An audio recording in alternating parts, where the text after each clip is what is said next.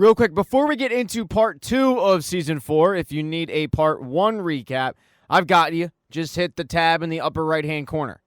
Now, part 2 picks up right after Ruth left the house when Marty gets a phone call from Javi telling him that he needs to clean up a mess and he expects him in Chicago because he set up a meeting with Claire Shaw from Shaw Medical. He wants to renegotiate the terms of the deal. And the cleanup, that's going to be cleaning up the mess he left on the Snell farm. At no point does Marty reveal to Javi that he knows about the Snell farm incident and that Ruth is coming to kill him. And Wendy thinks that is stupid. Marty doesn't want to tell him because that puts Ruth in danger. And the way that Wendy looks at it, by keeping Javi alive, it keeps the family safe. And Ruth put herself in danger. Unfortunately for Wendy, it's 3 versus 1. Jonah gets so turned off by the conversation that he asks Charlotte to take him back to the motel. That's how disgusted in his mother he is.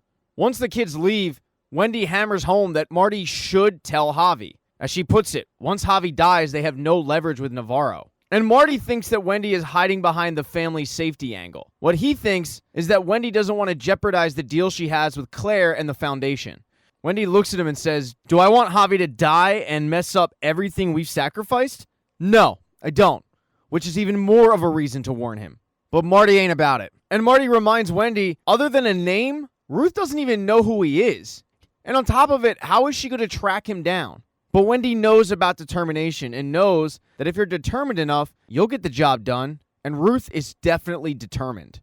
And she's right, because while they were arguing about that, Ruth headed over to the motel to get any information on Javi she could from Jonah and Charlotte.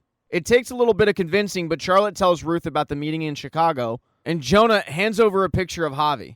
After getting the information and some petty cash, she heads home, but Wendy's waiting for her. Wendy felt like if Marty wasn't going to do this, she needed to take matters into her own hands. She tells Ruth that if she wants to kill Javi, the birds aren't going to stand in her way. But Javi is on a plane back to Mexico, and he won't be back for a few months. When he comes back in the country, they can make it happen. Ruth knows that this is a lie, but she doesn't let on to Wendy. Just says, yeah, okay, sounds good. And not only is Javi not on a plane to Mexico, he's arrived in Chicago. Checked into a hotel when he gets a phone call from Marty, because Marty headed over to the Snell farm to clean it up, but the place is swarming with cops. Ruth must have tipped them off already. This frustrates Javi a little bit, and he tells him, just get to Chicago. And by the way, bring the financials for my uncle's children. I need those. But Marty isn't the only one that's headed to Chicago. Ruth is on her way. She made a pit stop in Kansas City to get a gun from Frank Jr., and she has bad intentions with that thing. She dreams about going up to Javi and just shooting him point blank. But as she's on her way there, she gets a phone call from Marty. At first, it's a check-in, but it's also a business-related matter because Sheriff Guerrero was asking him if he knew where Ruth was, and he didn't. Ruth tells him that she'll go see her soon, and she just needs a little bit of time to get her head straight. Marty, though, is concerned about her mental well-being. He asks her, "Are you okay?" And she says she's okay, but she's not. She hangs up the phone and continues to make her way to Chicago. She arrives and parks outside of the Shaw Medical Building. She's scoping the place out when she gets a phone call from 3. 3 has the typical questions when, your brother gets murdered. But by her reaction, he can also tell that she knows who did it. He asks her to come home, and she says, "I'll be home soon." That night, she can't sleep, and she starts walking around Chicago, listening to music. And that's when she runs into rapper Killer Mike. She is a huge fan. And seeing him and meeting him causes Ruth to smile for the first time in days. After this chance encounter, she heads back to her car and sleeps in it for the night. When she gets up the next morning, she makes sure to call up Shaw Medical, pretending to be Charlotte, asking when the meeting is. And she finds out it's at 10 a.m. She sees Javi go in the building, and she's planning on killing him when he exits.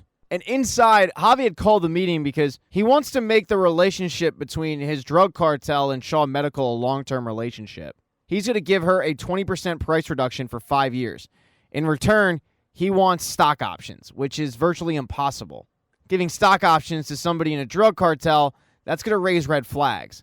Javi proposes that she put it in his mother's name, but you're the sister and a mother of 2 people in a drug cartel. It's also going to raise red flags.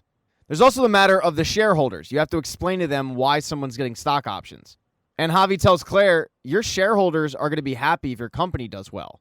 He brings up a similar situation because when he was in business school, there was a teacher there who treated him like crap. But now that same teacher is the president of the business school, and he's arranged a dinner that night with Javi to discuss a sizable donation. Somehow, this guy, knowing what Javi's family does, is willing to put that aside for the money. He's hinting to Claire Shaw that she should do the same thing.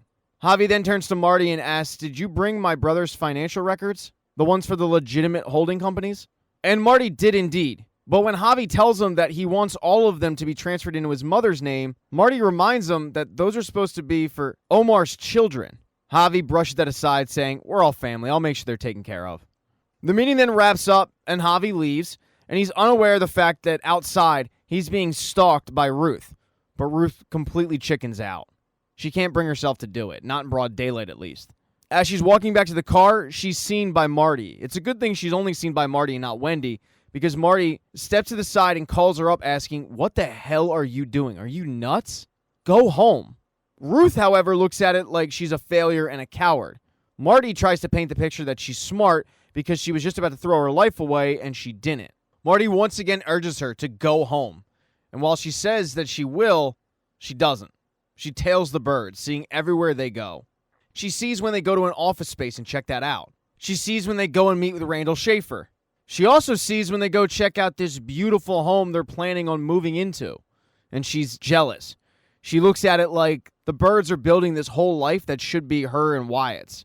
She follows them all day and even into the night when they meet with Claire Shaw for dinner. And that is when Ruth makes her move. She interrupts dinner and tells them, "We're going to Claire's office." Marty can't believe she's here because she said she was going home.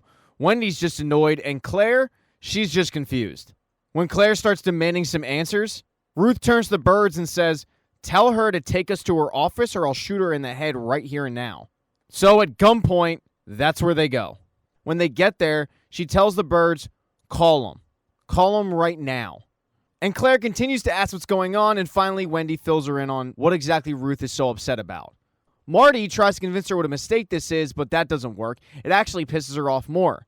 Eventually, Wendy calls Javi, telling him that he needs to come down to the office because Claire is giving him the stock options he wants, and he needs to sign the paperwork before he heads back to Mexico. And Javi had one hell of a night. He met with that professor. The same professor who wouldn't give him the time of day back in the day is now asking for money, but wants to make it an anonymous donation for, quote, obvious reasons. That doesn't sit well with Javi. He follows the guy into the bathroom and gives him an ultimatum. "I'll give you a $2 million donation and I want my name on a building, or I kick your ass and it's anonymous." He doesn't even let the teacher respond, and he beats the ever-loving crap out of him. So for Javi, he just got payback and he's about to get stock options? This is a win-win. He heads over to the building, but while he's on his way, everybody is trying to talk Ruth down from this. That includes Claire Shaw. And Ruth asks her, "Do you know who you're in business with? They'll tear everything you have to the ground." Wendy Bird, she's soulless. She's a predator that doesn't even know why it's killing anymore. And Marty? He pretends to care, but really, he doesn't have any emotion anymore.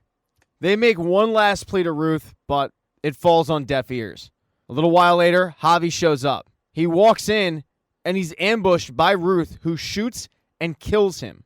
Both birds don't know if they're going to be next, but Ruth just stares at him and leaves, racing to her truck where she breaks down and cries. She leaves the birds and Claire to clean up the body. Thank you so much for checking out this recap. Please consider subscribing to the channel. Hit thumbs up if you liked it. Smash that thumbs down button if you thought this sucked. Make sure to be nice in the comment section. If you don't see the next video up in the end screen there, I'll get it up in a few days, not to worry. And I have merchandise, so go buy a mug or something. It's never too early to think about Christmas gifts, folks. Once again, thank you for checking out this recap.